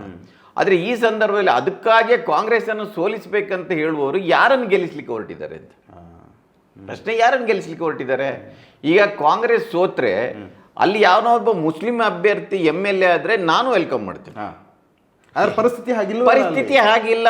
ಯಾರಾದರೂ ಅದಕ್ಕೆ ಗ್ಯಾರಂಟಿ ಕೊಡ್ಲಿಕ್ಕೆ ತಯಾರಿದ್ದಾರೆ? ಈಗ ಇಷ್ಟೆಲ್ಲ ಮಂದಿ ಕಾಂಗ್ರೆಸ್ಗೆ ಬುದ್ಧಿ ಕಲಿಸಬೇಕಂತ ಹೇಳ್ತಾರಲ್ಲ, ನಾನು ಕಾಂಗ್ರೆಸ್ ತಪ್ಪಂತ ಒಪ್ಕೊಂಡೇ ಇದನ್ನು ಹೇಳ್ತಾ ಇರೋದು. ಕಾಂಗ್ರೆಸ್ ಕೊಡಬೇಕಿತ್ತು, ಇದು ತಪ್ಪು. ಆದರೆ ನೀವು ಯಾರನ್ನು ಗೆಲ್ಲಿಸಲಿಕ್ಕೆ ಹೊರಟಿದ್ರಿ? ಅಲ್ಲಿ ಏನಾದರೂ ಒಂದು ಹತ್ತಿರ ಬರುವ, ಗೆಲುವಿನ ಹತ್ತಿರ ಬರುವ ಯಾರಾದರೂ ಒಬ್ಬ ಅಭ್ಯರ್ಥಿ ಇದ್ದರೆ ಖಂಡಿತ ಓಟ್ ಹಾಕಿ. ಆದರೆ ಕೇವಲ ಬುದ್ಧಿ ಕಲಿಸಬೇಕು, ಕಾಂಗ್ರೆಸ್ಸನ್ನು ಸೋಲಿಸಬೇಕಂತ ಹೊರಟವರು ಯಾರನ್ನು ಗೆಲ್ಲಿಸಲಿಕ್ಕೆ ಹೊರಟಿದ್ರಿ? ನಿಮ್ಮ ದೊಡ್ಡ ಶತ್ರು, ನೀವು ಬಾನಲೆಯಲ್ಲಿ ಇದ್ದರೆ ನೀವು ಬೆಂಕಿಗೆ ಹಾರ್ತಾ ಇದ್ದೀರಾ. ಇದು ಪ್ರಶ್ನೆ. ಇದರ ಬಗ್ಗೆ ಚರ್ಚೆ ಯಾರೂ ನಡೀತಾ ಇಲ್ಲ. ಇದು ಮುಸ್ಲಿಮರಿಗೆ ಅನ್ಯಾಯವಾಗಿದೆ, ಮುಸ್ಲಿಮರ. ಈಗ SDPI ಅಂತ ಹೇಳ್ತೇನೆ, ನಾನು ನೇರವಾಗಿ ಹೇಳ್ತೇನೆ. SDPI ಇದನ್ನ ಬಗ್ಗೆ ನನಗಂತೂ ಭಿನ್ನಾಭಿಪ್ರಾಯ ಇದೆ. ನಾನು ಅದನ್ನು ಓಪನ್ ಆಗಿ ಇನ್ನೇನು 2013ರಲ್ಲಿ ಇದ್ದಾಗ ನಾನು ಹೇಳಿದ್ದೆ. ಅದನ್ನು ಒಂದು ನನ್ನ ಇಲೆಕ್ಷನ್ನ ಸಮೀಕ್ಷೆ ಇದೆ. SDPI ಅಂದರೆ BJPಗೆ ಪ್ರೀತಿ, ಕಾಂಗ್ರೆಸ್ಸಿಗೆ ಭಯ ಅಂತ. ಆಯಿತಾ? ನೀವು ಎಷ್ಟೆಷ್ಟು ಮುಸ್ಲಿಮರ ವೋಟ್ಗಳನ್ನು ಕಾಂಗ್ರೆಸ್ಸಿಂದ ಸೆಳೆದ್ರೆ ಅಷ್ಟರ ಮಟ್ಟಿಗೆ BJPಗೆ ಲಾಭ ಆಗುತ್ತೆ ಅಂತ. ಇದು ಇವತ್ತಿನ ಸ್ಟ್ರಾಟಜಿ ಅಲ್ಲ ಅವರದು, ಹಿಂದೆನೂ ಇತ್ತು. ಆಯ್ತಪ್ಪ, SDPI ಕೋಮುವಾದಿಯ, ಮೂಲಭೂತವಾದಿಯ, ನನಗೆ ಅದನ್ನು ಪಕ್ಕಕ್ಕೆ ಇಡೋಣ. SDPI ಗೆಲ್ಲುವ ಅಭ್ಯರ್ಥಿಯಲ್ಲಿ ಯಾರೋ SDPI ಅಭ್ಯರ್ಥಿ ನಿಂತಿದ್ರಲ್ಲ, ಆಯಿತು, ಯಾರೋ ಒಬ್ಬರು ಹೇಳ್ತಾ ಇದ್ರು, ಆಯ್ತಪ್ಪ, ಒಬ್ಬ CT ರವಿ ಇದ್ದಾನೆ ಹಿಂದೂ ಕೋಮುವಾದದಿಂದ, ಒಬ್ಬ ಮುಸ್ಲಿಂ ಕೋಮುವಾದದಿಂದ ಇನ್ನೊಬ್ಬ SDPI ಬಂದರೆ ತಪ್ಪೇನು ಅಂತ ಯಾರೋ ಹೇಳಿದರು. ಸರಿಯಪ್ಪ, ಗೆಲ್ಲಿಸ್ತೀರಾ ನೀವು ಅದನ್ನು? ಯಾರಾದರೂ ಗ್ಯಾರಂಟಿ ಕೊಡ್ಲಿಕ್ಕೆ ತಯಾರಿದ್ದೀರಾ? ಅಂಥದ್ದು ಒಂದು ತಯಾರಿ ಅವ್ರಲ್ಲಿ ಆಗಿದೆ. ಅವರ ಈಗ ಆ ಕ್ಷೇತ್ರದಲ್ಲಿ ಅವರ ಪಕ್ಷಕ್ಕೆ ಸೇರಿದವರು ಎಷ್ಟು ಮಂದಿ ಗ್ರಾಮ ಪಂಚಾಯತ್ ಸದಸ್ಯರಿದ್ದಾರೆ, ಎಷ್ಟು ಮಂದಿ ತಾಲೂಕು ಪಂಚಾಯತ್ ಸದಸ್ಯರಿದ್ದಾರೆ, ಕ್ಯಾಡರ್ ಬೇಗ ಎಲ್ಲಿದೆ, ಏನಿದೆ? ಆಯ್ತಪ್ಪ, ಅವ್ರು ಇಂಡಿವಿಜುವಲ್ ಆಗಿ ನಾನು ಕೋಮುವಾದ, ಮೂಲಭೂತವಾದ ಪಕ್ಕಕ್ಕೆ ಇಡೋಣ. ಒಂದು ಪೊಲಿಟಿಕಲ್ ಪಾರ್ಟಿಯಾಗಿ, ಒಂದು ಗೆಲ್ಲುವ ಪಾರ್ಟಿಯಾಗಿ ಅದು ಬೆಳೆದಿದೆಯೇ ಇಲ್ಲೂ ಪ್ರಶ್ನೆ. ಇಲ್ಲದಿದ್ದರೆ ಏನು ಅರ್ಥ ಅದರದ್ದು? ಓಟ್ ಡಿವೈಡ್ ಮಾಡೋದು BJPಗೆ ಹೆಲ್ಪ್ ಮಾಡೋದಲ್ವಾ? ಇದನ್ನು ಅರ್ಥ ಮಾಡಿ. ಅದರ ಪರಿಣಾಮ ಏನಾಗ್ಬೋದು? ಅದರ ಪರಿಣಾಮ ದಾವಣಗೆರೆಯಲ್ಲಿ ಏನೇ ಆಗಲಿ, ಶಾಮನೂರು ಶಿವಶಂಕರಪ್ಪ ಅವರ ರಾಜಕೀಯವನ್ನು ನೋಡಿ ಅವರು ಅಹಿಂದ ಓಟು ಜಾತಿ ಗಣತಿಯನ್ನು ವಿರೋಧ ಮಾಡಿದರು ಅವರು. ಅದು ಆ ರೀತಿಯ ವರ್ಗಶತ್ರುವಾಗಿ ಅವರು ಕೆಲಸ ಮಾಡಿದ್ದಾರೆ, ಅಹಿಂದ ವರ್ಗಕ್ಕೆ ವರ್ಗಶತ್ರುವಾಗಿ ಕೆಲಸ ಮಾಡಿದ್ದಾರೆ. ಆದರೆ ಅಲ್ಲಿ ಕೋಮು ಗಲಭೆಗಳನ್ನು ದೊಡ್ಡ ಪ್ರಮಾಣದಲ್ಲಿ ಮಾಡಲಿಕ್ಕೆ ಅವಕಾಶವೂ ಕೊಟ್ಟಿಲ್ಲ ಎನ್ನುವ ಅಭಿಪ್ರಾಯವೂ ಇದೆ. ಆಯಿತಾ, ಇನ್ನು ಮಕ್ಕಳು ಮೊಮ್ಮಕ್ಕಳದ್ದು ಮನಸ್ಥಿತಿ ಏನಂತ ನನಗೆ ಗೊತ್ತಿಲ್ಲ. ನಾನು ಶಾಮನೂರು ಶಿವಶಂಕರಪ್ಪರ ಬಗ್ಗೆ ಆಡಿದ ಮಾತುಗಳನ್ನು ಹೇಳ್ತಾ ಇರೋದು, ಉಳಿದದ್ದು ಎ ಪಾರ್ಟ್. ಅದರಿಂದ ನಾನು ಹೇಳ್ತಾ ಇದ್ದು ಈ ಚುನಾವಣೆಯಲ್ಲಿ ಈಗ ಉದಾಹರಣೆಗೆ ಇದನ್ನು ಇನ್ನೊಂದು ಎಕ್ಸ್ಟೆಂಡ್ ಮಾಡಿ ಹೇಳಿದೆ. ಈಗ ಪರಿಶಿಷ್ಟ ಜಾತಿ ಮತ್ತು ಪರಿಶಿಷ್ಟ ಪಂಗಡ ಅಂತ ಇದ್ರು, ಈಗ ಅಲ್ಲಿ ರಿಸರ್ವೇಷನ್ ಇದೆ ಬಂದಿದ್ದಾರೆ. ಈಗ ಸಿದ್ದರಾಮಯ್ಯನವರು SCP TSP ತಂದರು ಅಲ್ವಾ, ನೀವು ದಲಿತ ಈಗ ಒಂದು ಇದೆ ದಲಿತ ಮುಖ್ಯಮಂತ್ರಿ ಮಾಡಲಿಕ್ಕೆ ಬಿಟ್ಟಿಲ್ಲ ಅಂತ. ಆಯ್ತಪ್ಪ, ದಲಿತ ಮುಖ್ಯಮಂತ್ರಿ ಆಗಬೇಕು, ನಾನು ಅದನ್ನು ಒಪ್ಪುವನೆ, ಬಹುಜನ ಆಗಲೇಬೇಕು ಅದು. ಆದರೆ ಸಿದ್ದರಾಮಯ್ಯನವರನ್ನ ನೀವು ಯಾವ ಮೂಲಕ ಕಳೀತೀರಿ ಅಂತ ಹಾಗೆ ನೋಡಿದರೆ ದಲಿತ ಸಮುದಾಯಕ್ಕೆ, ಹಿಂದುಳಿದ ಸಮುದಾಯಕ್ಕಿಂತ ಜಾಸ್ತಿ ದಲಿತ ಸಮುದಾಯಕ್ಕೆ ಮಾಡಿದ ಯೋಜನೆಗಳನ್ನು ತೆಗೆದು ನೋಡಿದರೆ, ಈಗ SCP TSP ಇಂದ ದುಡ್ಡೆಲ್ಲ ಕಿತ್ಕೊಂಡ್ರೆ ಅಲ್ಲರೆ ನೀವು ಅಲ್ಲಿ ಹಿಂದಿನ ಸ್ಪೆಷಲ್ ಕಾಂಪೊನೆಂಟ್ ಪ್ರೋಗ್ರಾಮ್ ಇರುವಾಗ 6-7 ಸಾವಿರ ಕೊಟ್ಟಿರೋದು ಇವತ್ತು 35-40 ಸಾವಿರ ಕೋಟಿಗೆ ಬಂದಿದೆ. ಅವರು SCP TSP ಅನ್ನು ಮಾಡದೇ ಇದ್ದಿದ್ರೆ ಅವ್ರಿಗೆ ಆ ಬ್ಲೇಮೇ ಇರ್ತಾ ಇರಲಿಲ್ಲ. ನನ್ನ ಪ್ರಕಾರ ಆ ಥರದೊಂದು ಬಜೆಟ್ ಅಲೋಕೇಶನ್ ಇರ್ತಾ ಇರಲಿಲ್ಲ. ಆಯ್ತಪ್ಪ, ಅದರಲ್ಲಿ ತಪ್ಪಿತ್ತು, 70 ಇತ್ತು, ಅದನ್ನು ಕ್ಯಾನ್ಸಲ್ ಮಾಡಿದ್ರು. ಅದಕ್ಕಾಗಿ ಅವರನ್ನು ವಿಲನ್ ಮಾಡುವ ಅಗತ್ಯ ಇಲ್ಲ. ನೀವು ಸರ್ಕಾರದ ಕಾರ್ಯಕ್ರಮಗಳನ್ನು ವಿಮರ್ಶೆ ಮಾಡಿ, ಅದರ ಬಗ್ಗೆ ನನಗೇನು ತಕರಾರಿಲ್ಲ. ಈಗ BJP ಅವರೇ ಹೇಳ್ತಾ ಇರೋದು ಅದನ್ನು ಕಿತ್ಕೊಂಡ್ರಂತ. ಇಡೀ ರಾಷ್ಟ್ರದಲ್ಲಿ ಈಗ SCP TSP ತಂದು ನಿಮಗೆ ತಾಕತ್ತಿದ್ರೆ ಇನ್ನೂ ತಂದಿಲ್ಲ. ಎಷ್ಟು ಕೊಟ್ಟಿದ್ದಾರೆ? 10% ಕೂಡ ಕೊಡೋದಿಲ್ಲ. 25% ಇದ್ದಾಗ ಅವ್ರ ಬಜೆಟ್ ತೆಗೆದು ನೋಡಿದರೆ 4-5% ಕೊಟ್ಟಿಲ್ಲ SC ST ಸಮುದಾಯಕ್ಕೆ. ಅವರು ಹೇಳ್ತಾ ಇರೋದು ಇಲ್ಲಿಯೇ ಕಿತ್ಕೊಂಡಿದ್ದೀರಿ ಅಂತ. ಅವ್ರಿಗೇನು ಮಾತಾಡೋಕೆ ನೈತಿಕತೆ ಏನಿದೆ ಅನ್ನೋದು ಪ್ರಶ್ನೆ. ಇಂಥದ್ದು ನೋಡಿ, ನನ್ನ ಒಟ್ಟು ಆರ್ಗ್ಯುಮೆಂಟ್ ಏನಂದರೆ ಮುಸ್ಲಿಂ ಸಮುದಾಯದ ರಾಜಕೀಯ ಪ್ರಾತಿನಿಧ್ಯ ಕೊಡಬೇಕು, ಬಟ್ ಆ ಒಂದು ಮಾನದಂಡದ ಮೂಲಕನೇ ಒಂದು ಪಕ್ಷ ಇಲ್ಲದ್ರೆ ಒಬ್ಬ ನಾಯಕನ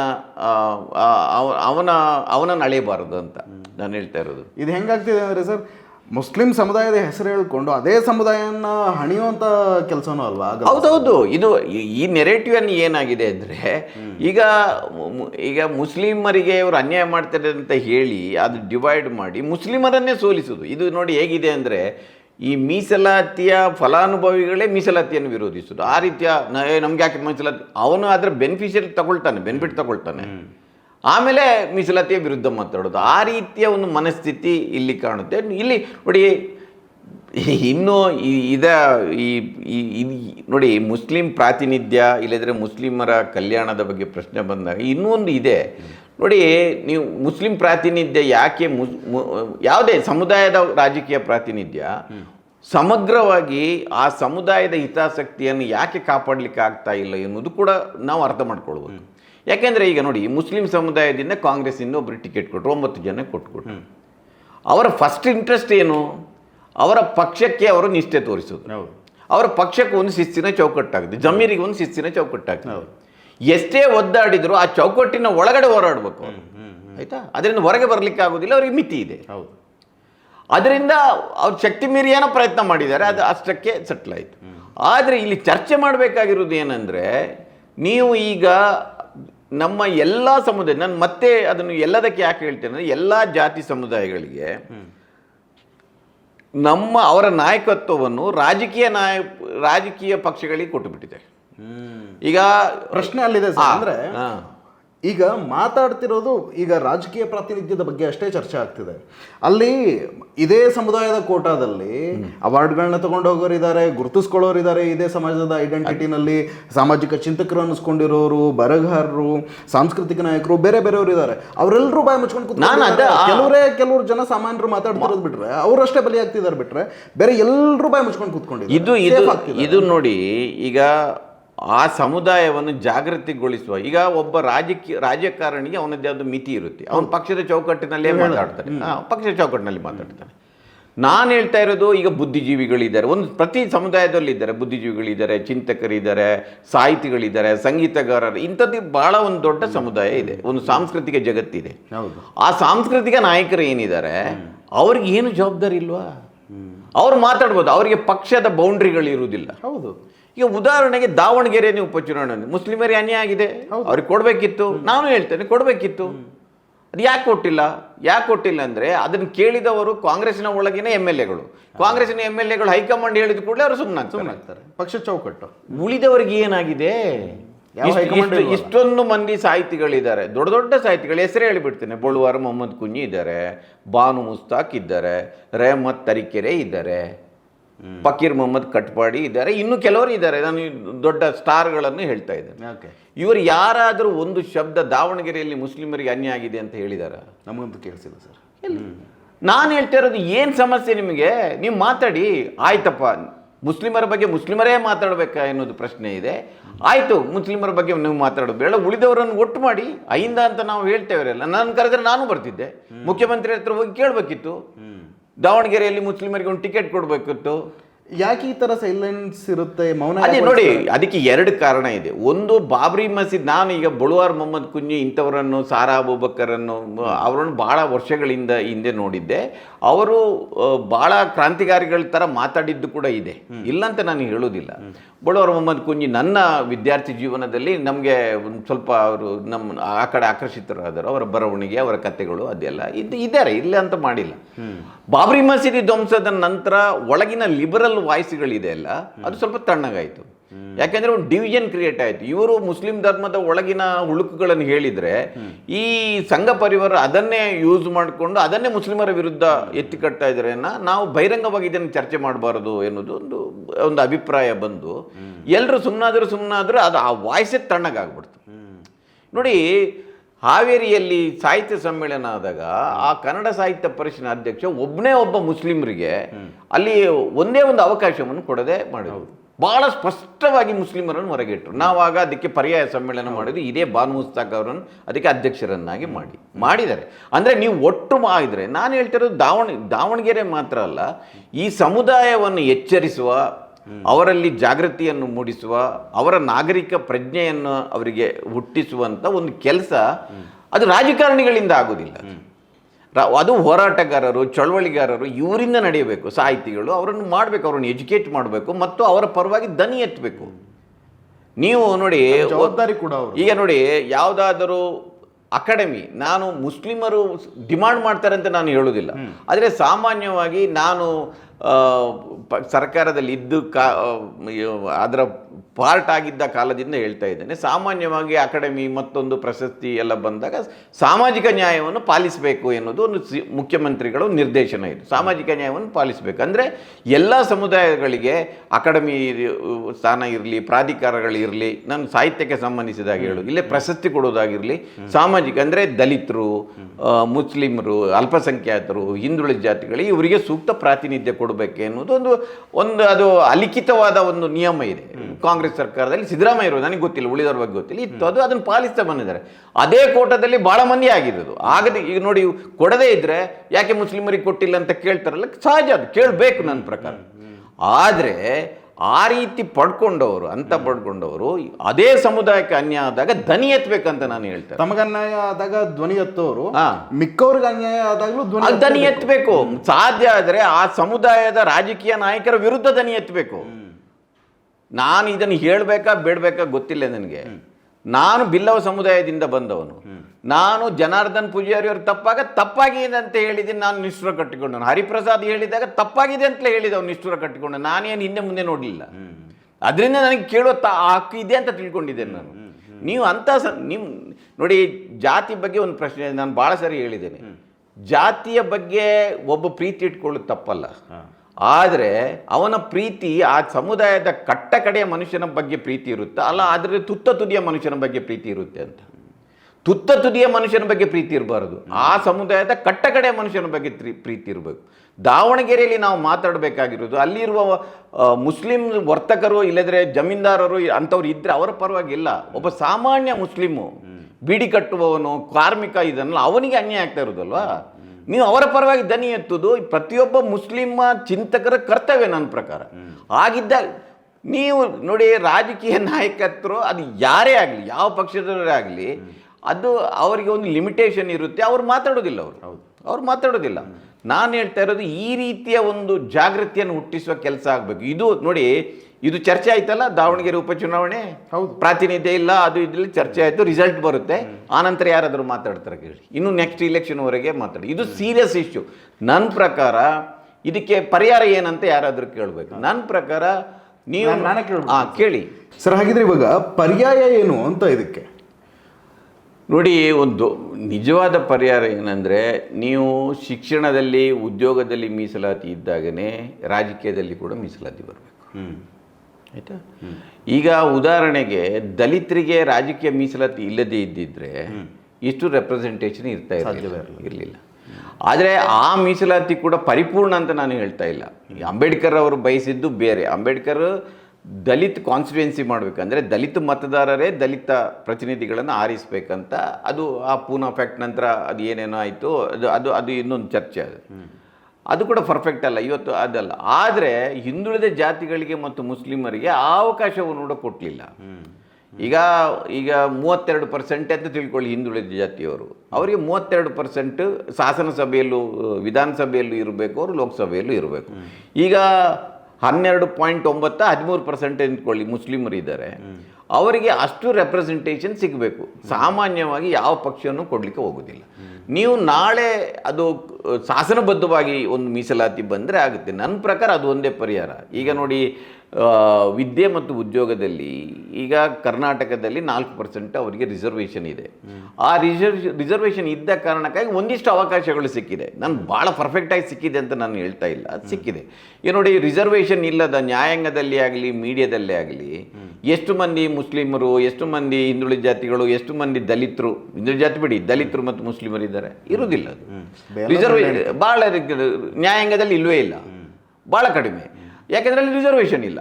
ನಾನು ಹೇಳ್ತಾ ಇರೋದು ರಿಸರ್ವೇಷನ್ ಇಲ್ಲದ ಕಾರಣಕ್ಕಾಗಿ. ರಿಸರ್ವೇಷನ್ ಬಂದರೆ ಗುಣಮಟ್ಟ ಕಡಿಮೆ ಆಗ್ತಾ ಅಂದರೆ ಯಾರಾದರೂ ಇವತ್ತಿನ ನ್ಯಾಯ ವ್ಯವಸ್ಥೆಯನ್ನು ಸುಪ್ರೀಂ ಕೋರ್ಟ್ನಲ್ಲಿ ಹೈಕೋರ್ಟಲ್ಲಿ ನೋಡಿದರೆ ಗೊತ್ತಾಗ್ತದೆ ಎಂತೆಂಥ ಭ್ರಷ್ಟಾಚಾರದ ಹಗರಣಗಳೆಲ್ಲ ಉರುಳಿ ಬೀಳ್ತಾ ಇದೆ. ಅಂದರೆ ಯಾವುದೇ ರಿಸರ್ವೇಷನ್ ಇಲ್ಲದೆ ಆಯ್ಕೆ ಆದವರಲ್ಲ ಅವರೆಲ್ಲ, ನೇಮಕಗೊಂಡವರು ಪರ್ಫೆಕ್ಟ್ ಇರಬೇಕಿತ್ತು ಅವರು. ಬಟ್ ಬರುವ ಜಡ್ಜ್ಮೆಂಟ್ಗಳು, ಕೋರ್ಟಿನ ನಡವಳಿಕೆಗಳು, ಅವರ ಮೇಲಿರೋ ಆರೋಪಗಳನ್ನು ನೋಡಿದರೆ ಅದು ಯಾವುದೂ ಅದರ ಹತ್ತಿರಕ್ಕೆ ಬಂದಿಲ್ಲ. ಅದು ಏನು ಪರ್ಫೆಕ್ಟ್ ಅಲ್ಲ.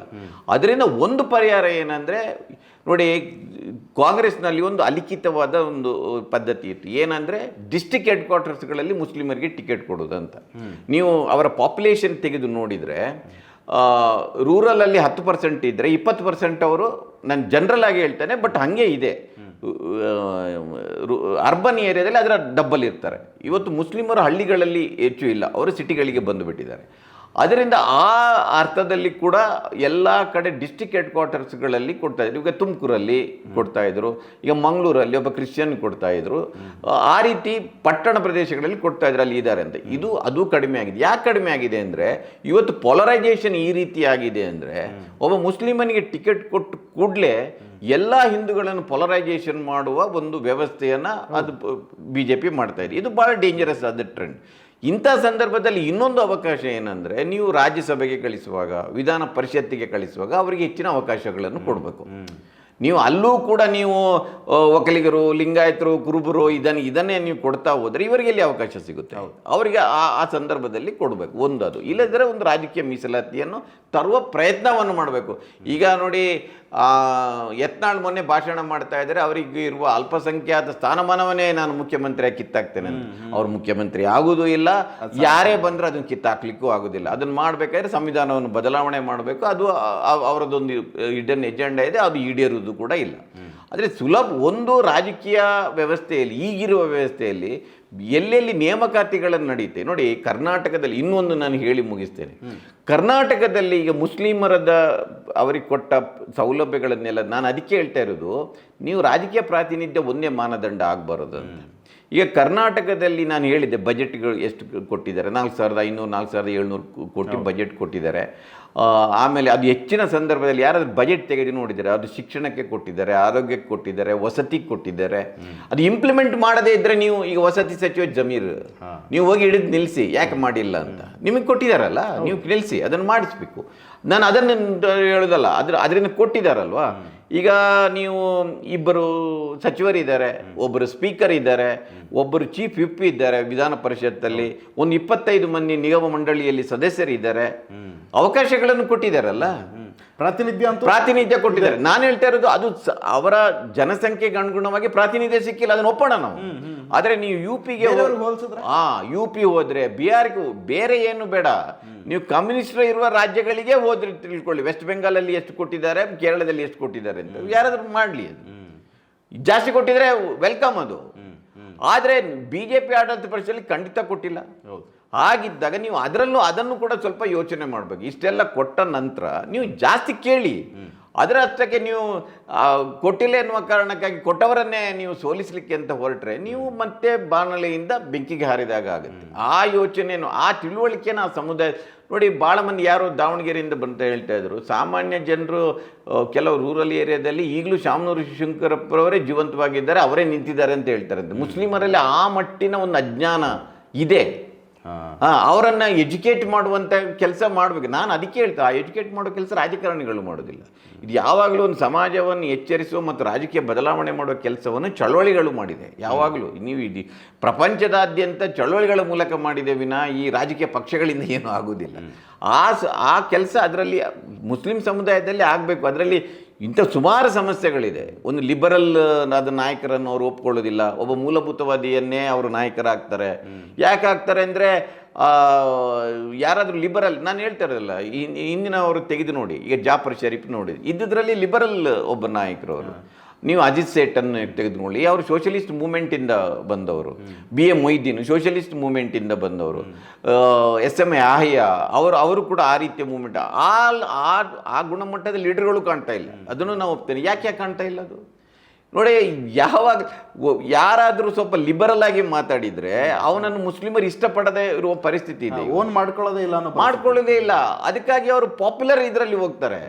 ನಾನು UP-ನಲ್ಲಿ ನಾನು ನೋಡಿದ್ದೇನೆ, Salman Khan educated, forward looking, liberal ಒಬ್ಬ ಲೀಡರ್. ಅವರನ್ನು UP ಪ್ರದೇಶ ಕಾಂಗ್ರೆಸ್ಗೆ ಅಧ್ಯಕ್ಷರು ಮಾಡಿದಾಗ ಅಲ್ಲಿ ಸೀಟೇ ಬರಲಿಲ್ಲ ಅವರಿಗೆ. ಅವರು ಆಗ ಯಾರೋ ಹೇಳಿದರು, ಅಂತೋಮಾಂಗ ಮುಸಲ್ಮಾನ್ ಅಮೇದಿಯಾ ಸಲ್ಮಾನ್ ಅಂತ. ಸೊ ನಾವು ಅಂದರೆ ಮುಸ್ಲಿಮರನ್ನು ನೀವು ಕೈಯಲ್ಲಿ ಇಟ್ಕೊಳ್ಬೇಕು, ಸೆಳೆಯಬೇಕಾದ್ರೆ ನಾನು ಲಿಬರಲ್ ಆದರೆ ಆಗೋದಿಲ್ಲ. ನಾನು ಒಬ್ಬ ಮೂಲಭೂತವಾದಿ. BJP RSS ವಿರುದ್ಧ ಫೈರಿಂಗ್ ಸ್ಪೀಚ್ ಮಾಡಬೇಕು ಮತ್ತು ಅವರನ್ನು ಶತ್ರುಗಳಂತ ಬಿಂಬಿಸಬೇಕು, ಇವರಿಗೆ ಎಲ್ಲ ರೀತಿಯ ರಕ್ಷಣೆ ಕೊಡಬೇಕು, ಇಂಥದ್ದೆಲ್ಲ ಇದೆ. ಅದು ಆ ಕಡೆ ಏನು ಕಮ್ಯುನಲ್ ನಡೀತಿದೆಯೋ ಈ ಕಡೆನೂ ಅದೇ ರೀತಿ ನಡೀತಾ ಇದೆ.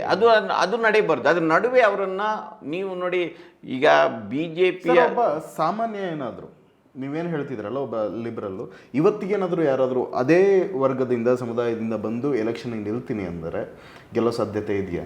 ಖಂಡಿತ ಇಲ್ಲ. ಅದು ಬರೀ ಮುಸ್ಲಿಮರಲ್ಲಿ ಮಾತ್ರ ಅಲ್ಲ, ಎಲ್ಲ ಸಮುದಾಯದಲ್ಲೂ ಆಗಿದೆ. ನಾನೇನಾದರೂ ಇಲೆಕ್ಷನ್ ನಿಂತು ನನಗೆ ಓಟ್ ಹಾಕ್ತಾರ? ಹಾಕೋದಿಲ್ಲ. ನಾವು ಅವರನ್ನು ಓಲೈಸಬೇಕು. ಅವ್ರು ಮಾಡಿದ್ದೆ ಸರಿ ಅಂತ ಹೇಳಬೇಕು. ಅವ್ರು ಪೊಲೀಸ್ ಸ್ಟೇಷನ್ ಹೋದ್ರೆ ಅವರನ್ನು ಬಿಡಿಸ್ಬೇಕು. ಅವರು ಏನೇ ಮಾಡಲಿ ಅವರನ್ನು ಬಿಡಿಸ್ಬೇಕು. ಸರಿ ತಪ್ಪುಗಳನ್ನು ಅವ್ರಿಗೆ ಹೇಳ್ಬಾರ್ದು. ನೀವು ಆ ಬದಲಾವಣೆಯನ್ನು ಯಾರಾದರೂ ಬಯಸುವವರಿದ್ದರೆ ಸಾಮಾನ್ಯವಾಗಿ ಅವ್ರು ಬಲಿಯಾಗ್ತಾರೆ. ಅದು ಇದೆ. ಅದು ಬಿಟ್ಟು ಆ ಚಕ್ರವ್ಯೂಹದಿಂದ ಹೊರಗೆ ಬರಬೇಕು ಅಂತ ನಾನು ಹೇಳ್ತಾ ಇರೋದು. ಒಬ್ಬ ಉದಾರವಾದಿ, ಒಬ್ಬ ಲಿಬರಲ್ ಆದ ನಾಯಕರು ಬಂದಾಗ ಆ ಸಮುದಾಯ ಕೂಡ ಆದರೆ ನಾನು ಭಾಳ ಸಂದರ್ಭದಲ್ಲಿ ಹೇಳಿದ್ದೆ. ಉದಾಹರಣೆಗೆ ನೀವು ನಿಮ್ಮ ಬುರ್ಕಾ ನಿಷೇಧ, ಇದು ಹಿಜಾಬ್, ಅದು ಆಯಿತು, ವಿವಾದಗಳಾಯ್ತು ನೋಡಿ. ಅದು ಒಂದು ಪ್ರಶ್ನೆ ಇದೆ. ಮುಸ್ಲಿಮರದ್ದು ಒಂದು ಸಮಸ್ಯೆ ಏನಂದರೆ ಒಂದು ಇನ್ಸೆಕ್ಯೂರಿಟಿ ಇದೆ ಅವರಿಗೆ, ಒಂದು ಅಸುರಕ್ಷತೆ ಇದೆ. ಭಾಳ ಬಡತನದೇ ಒಂದು ಸಮಸ್ಯೆ ಅಲ್ಲ, ಅಸುರಕ್ಷತೆ ಇದೆ. ಆ ಅಸುರಕ್ಷತೆಯ ಸಂದರ್ಭದಲ್ಲಿ ನೀವು ಅವರಿಗೆ ರಕ್ಷಣೆಯನ್ನು ಕೊಡಬೇಕಾಗುತ್ತೆ, ಅವರ ಪರವಾಗಿ ನಿಲ್ಲಬೇಕಾಗುತ್ತೆ. ಕರ್ನಾಟಕದಲ್ಲಿ ಇವತ್ತು ಭಾಳ ಮಂದಿ ಮುಸ್ಲಿಮರು ಸಿದ್ದರಾಮಯ್ಯನವರನ್ನೇ ಲೀಡರ್ ಅಂತ ತಿಳ್ಕೊಂಡಿದ್ದಾರೆ. ಯಾಕೆಂದರೆ ಸಿದ್ದರಾಮಯ್ಯ ಅದರಿಂದ ಯಾವತ್ತು, ಈಗ ಹಿಜಾಬ್ ಬಂದಾಗ ಎಲ್ಲ ಕಾಂಗ್ರೆಸ್ ನಾಯಕರು ಬಾಯಿ ಮುಚ್ಕೊಂಡಿದ್ರು ಕರ್ನಾಟಕದಲ್ಲಿ. ಸಿದ್ದರಾಮಯ್ಯ ಸಪೋರ್ಟ್ ಮಾಡಿದರು, ಅವರು ಆ ಅನ್ಯಾಯವನ್ನು ಖಂಡಿಸಿದರು. ಹಿಜಾಬ್ ಅವರು ಧರಿಸುವ ಬಟ್ಟೆಯ ಸ್ವಾತಂತ್ರ್ಯ ಇದೆ ಅವರಿಗೆ ಅಂತ ಅವ್ರು ಹೇಳಿದರು. ಅದರ ನಂತರ ರಾಹುಲ್ ಗಾಂಧಿನೂ ಟ್ವೀಟ್ ಮಾಡಿದರು. ಬೇರೆ ಯಾವ ಕಾಂಗ್ರೆಸ್ ನಾಯಕರು ಅಲ್ಲಿವರೆಗೆ ಮಾಡಿರಲಿಲ್ಲ. ಅದರಿಂದ ಅಂಥ ಸಂದರ್ಭ ಬಂದಾಗೆಲ್ಲ ಸಿದ್ದರಾಮಯ್ಯನವರು ಅವ್ರ ಪರವಾಗಿ ನಿಂತಿದ್ದಾರೆ. ಆಯಿತಾ? ಕರ್ನಾಟಕದಲ್ಲಿ ಅಂಥ ಎಷ್ಟು ಮಂದಿ ಲೀಡರ್ಗಳು ಕರ್ನಾಟಕದಲ್ಲಿ ಇದ್ದಾರೆ ಕಾಂಗ್ರೆಸ್ನಲ್ಲಿ ಅಂತ ನನಗೆ ಗೊತ್ತಿಲ್ಲ. ಅದು ನನಗೆ ಭಾಳ ಮಂದಿ ಆ ಪ್ರಶ್ನೆಯೂ ಕೂಡ ಇದೆ. ಅದು ಪ್ರಶ್ನಾರ್ಹ. ಆ ಪ್ರಶ್ನಾರ್ಹ ಇದೆ, ಆ ಪ್ರಶ್ನೆಗಳಿದೆ. ಆದ್ದರಿಂದ ಆ ಮುಸ್ಲಿಮರು ವೋಟ್ ಹಾಕುವಾಗ ಇದನ್ನೆಲ್ಲ ಒಂದು ನಮಗೆ ಒಂದು ಸರ್ಕಾರ ಏನು ಕೊಟ್ಟಿದೆ ಮತ್ತು ನಮಗೆ ಒಂದು ರಕ್ಷಣೆಯನ್ನು ಕೊಡುವ ಕೆಲಸವನ್ನು ಯಾರು ಮಾಡಿದ್ದಾರೆ ಮತ್ತು ನಮ್ಮನ್ನು ಇನ್ನಷ್ಟು ತುಳಿಯುವ ಹಣಿಯುವ ಕೆಲಸವನ್ನು ಯಾರು ಮಾಡ್ತಾ ಇದ್ದಾರೆ ಎನ್ನುವುದನ್ನು ಕೂಡ ತಲೆಯಲ್ಲಿ ಇಟ್ಕೊಂಡು ವೋಟ್ ಹಾಕಬೇಕು. ವೋಟ್ ಹಾಕ್ಲಿಕ್ಕೆ ಹೋಗುವಾಗ ದಾವಣಗೆರೆಯಲ್ಲಿ ಮುಸ್ಲಿಮರಿಗೆ ಟಿಕೆಟ್ ಕೊಟ್ಟೆಲ್ಲ ಸೋಲಿಸಿಬಿಡುವ ಇದು ಅಲ್ಲ ಅಂತ ನಾನು ಹೇಳ್ತಾ ಇರೋದು. ಆಗಿರುವ ಅನ್ಯಾಯವನ್ನು ಪ್ರತಿಭಟಿಸಬೇಕು, ಎಲ್ಲವೂ ಸರಿ, ಅದು ಮಾಡಬಾರ್ದು. ಅದರಿಂದ ಅಂತಿಮ ಪರಿಹಾರದ ಗಡಿಗೆ ಒಂದು ರಾಜಕೀಯ ಪಕ್ಷಗಳನ್ನು ಮಣಿಸಿ ಅವ್ರಿಗೆ ಟಿಕೆಟ್ ಕೊಡುವಾಗೆ ಮಾಡಬೇಕು. ಉದಾಹರಣೆಗೆ ನಾನು ಹೇಳ್ತೇನೆ, ನನಗೆ ಆಶ್ಚರ್ಯ ಅನಿಸಿದ್ದು ಕುಮಾರಸ್ವಾಮಿ ಅವರು ಹೋಗಿ ಭಾಷಣ ಮಾಡ್ತಾರೆ ಕಾಂಗ್ರೆಸ್ಸಿಂದ ಅನ್ಯಾಗಿದೆ. ನೀವು ಚನ್ನಪಟ್ಟಣ ರಾಮನಗರ ತೆಗೆದು ನೋಡಿ ಪಾಪ್ಯುಲೇಷನ್ ವೈಸ್, ಕರ್ನಾಟಕದಲ್ಲಿ ಅಲ್ಲಿ ಅರ್ಬನ್ ಏರಿಯಾದಲ್ಲಿ 40% ಮುಸ್ಲಿಮರಿದ್ದಾರೆ. ಹೌದು, ನೀವು ಕೊಡಿಯಪ್ಪ, ಯಾಕೆ ಕೊಡಬಾರದು ಟಿಕೆಟ್? ನೀವು ಟಿಕೆಟ್ ಕೊಟ್ಟ ನೀವು ಅವರಿಂದಲೇ ಆಯ್ಕೆ ಆಗಿರೋದು. ಕೊನೆಗೆ ಏನು ಹೇಳಿದ್ರು ಸೋತಾಗ, ಅವರ ಮಗ ಮುಸ್ಲಿಮರು ವೋಟ್ ಹಾಕಲಿಲ್ಲ, ಅದಕ್ಕೆ ನನ್ನ ಮಗ ಸೋತ ಅಂತ. ಹೌದು. ಕರ್ನಾಟಕದಲ್ಲಿ ನೋಡಿ ಅದು ಒಂದು ಪಾಯಿಂಟ್ ಇದೆ. ಮುಸ್ಲಿಮರಿಗೆ ಮತ್ತೊಂದು ಆಯ್ಕೆಗಳಿಲ್ಲ ಇವತ್ತು. ಮುಸ್ಲಿಮರಿಗೆ ಈಗ JDS ಅಂತ ಒಂದು ಇದ್ದಿದ್ರೆ ಕನಿಷ್ಠ ಇನ್ನೊಂದು ಸೆಕ್ಯುಲರ್ ತೋರ್ಕಿಗಾದ್ರೆ ಅದಕ್ಕೆ ವೋಟ್ ಆಗ್ತಾ ಇತ್ತು. ಇದು ಇವತ್ತು ಇವರು ಹೋಗಿ BJP ಜೊತೆ ಸೇರ್ಕೊಂಡಿದ್ದಾರೆ. ಅದರಿಂದ ಅದು ಇಲ್ಲ ಅವರಿಗೆ. ಮುಸ್ಲಿಮರನ್ನು ಆ ರೀತಿ ಎಲ್ಲಿ ಬಳಸಿ ಬಿಸಾಡಿದವರು ಯಾರು ಅಂತ ಕೇಳಿದ್ರೆ ಇವರೇ ಈಗ ಎಲ್ಲೆಲ್ಲಿ ಪ್ರಾದೇಶಿಕ ಪಕ್ಷಗಳಿದೆ, ನೀವು ಅದು ಕೇರಳದಲ್ಲಿ ಇರ್ಬೋದು, ಇನ್ನೊಂದು ಪಕ್ಷ ಇದ್ದಾಗ ತಮಿಳ್ನಾಡಿನಲ್ಲಿ ಇರ್ಬೋದು, ನೀವು UP ನಲ್ಲಿ ಇರ್ಬೋದು, ಬಿಹಾರ್ನಲ್ಲಿ ಇರ್ಬೋದು, ಎಲ್ಲೆಲ್ಲಿ ಆಯ್ಕೆ ಪರ್ಯಾಯ ಇದೆ ಅವ್ರು ಕಾಂಗ್ರೆಸ್ ಬಿಟ್ಟು ಆ ಪರ್ಯಾಯ ಕಡೆ ಪ್ರಾದೇಶಿಕ ಸಮಾಜವಾದಿ ಪಾರ್ಟಿ ನೀವು ಹೇಳೋದು ಅದೇ ಸಮಾಜವಾದಿ ಪಾರ್ಟಿ, RJD, ಮಮತಾ ಬ್ಯಾನರ್ಜಿ, ಸ್ಟಾಲಿನ್, ವಿಜಯನ್, ಈ ಎಲ್ಲ ಪಾರ್ಟಿಗಳಿದ್ದಾಗ ಆ ಕಡೆ ಹೋಗಿದ್ದಾರೆ ಅವರು. ಇಲ್ಲಿ ಏನಾಗಿದೆ ಅಂದರೆ ಈ ತೃತೀಯ ಶಕ್ತಿಯನ್ನು ಈ ದೇವೇಗೌಡರ ಕುಟುಂಬ ಅದನ್ನು ನಾಶ ಮಾಡಿತು. ಅವರು ಹೋಗಿ ಅವರ ಜೊತೆ ವಿಲೀನ ಆಗಿಬಿಟ್ರು. ಅಫಿಷಿಯಲಾಗಿ ವಿಲೀನ ಆಗಿಲ್ಲ, ಅವರ ಜೊತೆ ಸೇರಿಕೊಂಡಿದ್ದಾರೆ. ಅದರಿಂದ ಮುಸ್ಲಿಮರಿಗೆ ಏನು ಇಲ್ಲೇ ನೋಡಿ, ದೇವೇಗೌಡರು ಪ್ರಧಾನಿ ಆಗುವಷ್ಟು ಮಟ್ಟಿಗೆ ರಾಜಕೀಯ ಎತ್ತರಕ್ಕೆ ಬೆಳೆಯಲಿ, ಎಲ್ಲೋ ಒಂದು ಕಡೆ ಮುಸ್ಲಿಂ ಮತದಾರರು ಅದಕ್ಕೆ ವೋಟ್ ಹಾಕಿದ ಕಾರಣಕ್ಕಾಗಿ ಆಗಿದ್ದಾರಲ್ಲ, ಅಸುಮನಿ MLAಗಳಾಗಿ MP ಗಳಾಗಿರೋದು, ಅವರು ಕೂಡ ಅವರನ್ನು ಕೈ ಬಿಟ್ಟರು. ಆ ಪಾಯಿಂಟ್ ಕೂಡ ಇವತ್ತಿನ ಮುಸ್ಲಿಮರ ಅನಾಥ ಸ್ಥಿತಿಗೆ ಅದು ಒಂದು ಕಾರಣ. ಅಂದರೆ ಅವರಿಗೊಂದು ಆಲ್ಟರ್ನೇಟಿವ್ ಕಾಂಗ್ರೆಸ್ ಬಿಟ್ಟರೆ ಬೇರೆ ಗತಿ ಇಲ್ಲ, ಅದು ಬಿಟ್ಟರೆ ಮತ್ತು SDP ಇಂಥ ಪಾರ್ಟಿಗಳೇ ಇರುತ್ತೆ. ಆ ಕಡೆ ಹೋಗೋದು ಅವರ ಹಿತದೃಷ್ಟಿಯಿಂದ ಕೂಡ ಒಳ್ಳೆಯದಲ್ಲ. ಅದರಿಂದ ಇದನ್ನೆಲ್ಲ ತಿಳುವಳಿಕೆ ಮೂಡಿಸ್ಬೇಕು ಅವರಿಗೆ. ನಾನು ಹೇಳ್ತಾ ಇರೋದು ಅದು ಬಿಟ್ಟು ಇದೊಂದು ಅವಕಾಶ, ಮುಸ್ಲಿಮರನ್ನು ಕಾಂಗ್ರೆಸ್ ವಿರುದ್ಧ ಎತ್ತಿ ಕಟ್ಟಲಿಕ್ಕೆ ಇದೊಂದು ಅವಕಾಶ ಅಂತ ಹೇಳಿ ಒಂದು ಮೀಡಿಯಾದ ಮೂಲಕ ಒಂದು ನೆರೇಟಿವ್ ಏನು ಬಿಲ್ಡಪ್ ಆಗ್ತಾ ಇದೆ. ಅದರಲ್ಲಿ ಈ ಮುಸ್ಲಿಂ ಶಾಸಕರ ಒಳಗಿನ ಕೆಲವು ತಿಕ್ಕಾಟಗಳಿದೆಯಲ್ಲ, ಜಮೀರ್ ನಜೀರ್ ಅಹ್ಮದ್ ವರ್ಸಸ್ ಅದರ್ಸ್, ಇವರು ಬಂದಿಲ್ಲ, ಇವರ ಮೇಲೆ ಹೈಕಮಾಂಡ್ ನೋಡಿ ಅವರು ಬಂದರು. ನನ್ನ ಪ್ರಕಾರ Zameer is A very clever politician. ಅವರು ಒಂದು ಹಂತದವರೆಗೆ ಮುಸ್ಲಿಮರ ಹಿತ ಕಾಯ್ತೇನೆ ಅಂತ ಗಟ್ಟಿಯಾಗಿ ನಿಂತರು, ತೋರಿಸ್ಕೊಂಡ್ರು. ಈಗ ಅದು ಅಷ್ಟರ ಮಟ್ಟಿಗೆ ಮುಸ್ಲಿಮರು ಕೂಡ ಹ್ಯಾಪಿ, ಜಮೀರ್ ನಮ್ಮ ಪರವಾಗಿ ನಿಂತಿದ್ದಾರೆ ಅಂತ. ಕೊನೆ ಹಂತದಲ್ಲಿ ಬಂದು ಈಗ ಒಂದು ಶೋ ಮಾಡಿ ಈ ಸರಿ ಎಲ್ಲರೂ ಕಾಂಗ್ರೆಸ್ ವೋಟ್ ಹಾಕ್ಬೇಕಂತ ಹೇಳಿದರು. ಏನಾದರೂ ವಿನ್ ಆದರೆ ಅದು ಆ ಕ್ರೆಡಿಟ್ ಕೂಡ ಅವರಿಗೆ ಹೋಗುತ್ತೆ. So is A very clever. But ಆದರೆ ಇಂಥ ಎಲ್ಲ ಕಸರತ್ತುಗಳಿಂದ ಒಂದು ಮುಸ್ಲಿಂ ಸಮುದಾಯ, ಸಾಮಾನ್ಯ ಮುಸ್ಲಿಮನಿಗೆ ಏನೂ ಸಿಗುವುದಿಲ್ಲ ಅದರಲ್ಲಿ, ಆಯಿತಾ. ಮತ್ತು ಈ ಸಮಸ್ಯೆ, ಈ ಪ್ರಾತಿನಿಧ್ಯದ ಸಮಸ್ಯೆ ಕೂಡ ಪರಿಹಾರ ಆಗೋದಿಲ್ಲ. ಪರಿಹಾರ ಆಗಬೇಕಾದ್ರೆ ಆ ಸಮುದಾಯದಲ್ಲಿ ಅಂಥ ಜಾಗೃತಿ, ನನ್ನ ಹಿತಶತ್ರು ಯಾರು, ನನ್ನ ಹಿತಚಿಂತಕರು ಯಾರು ಎನ್ನುವುದನ್ನು ಅವರು ಆಲೋಚನೆ ಮಾಡಬೇಕು. ರಾಜಕೀಯ ಪ್ರಾತಿನಿಧ್ಯವನ್ನು ಕೂಡ ಮೀರಿ, ರಾಜಕೀಯ ಪ್ರಾತಿನಿಧ್ಯ ಬೇಕು, ಅದನ್ನು ಮೀರಿ ಒಂದು ಪಕ್ಷ ಅದರ ಸಿದ್ಧಾಂತಗಳೇನಿದೆ, ನಮ್ಮ ಹಿತದ ಪರವಾಗಿದೆಯಾ, ಆ ಸರ್ಕಾರದ ಕಾರ್ಯಕ್ರಮಗಳೇನಿದೆ ಅದು ನಮ್ಮ ಪರವಾಗಿದೆಯಾ ವಿರುದ್ಧವಾಗಿದೆಯಾ, ಇದನ್ನಿಟ್ಕೊಂಡು ಅವರು ಮತ ಚಲಾಯಿಸಿದರೆ ಬಹುಶಃ ಆ ಸಮುದಾಯದ ಹಿತದೃಷ್ಟಿಯಿಂದ ಇದು ಒಂದು ಒಳ್ಳೆಯ ಕ್ರಮ ಅಂತ ನನಗೆ ಅನಿಸುತ್ತೆ. Sir, thank you sir. ಇಷ್ಟೊತ್ತು ನಮ್ಮ ಜೊತೆ ಕೂತು ಈ ದಾವಣಗೆರೆ ದಕ್ಷಿಣ ಕ್ಷೇತ್ರಕ್ಕೆ ಸಂಬಂಧಪಟ್ಟ ಹಾಗೆ ಉಳಿದ ಹಾಗೆ ಮುಸ್ಲಿಂ ಸಮುದಾಯದ ಪ್ರಾತಿನಿಧ್ಯದ ಬಗ್ಗೆ ಇಷ್ಟೊತ್ತು ನಮಗೆ ತಿಳಿಸ್ಕೊಟ್ಟಿದ್ದಕ್ಕೆ ತುಂಬ ಹೃದಯದ ಧನ್ಯವಾದಗಳು ಸರ್.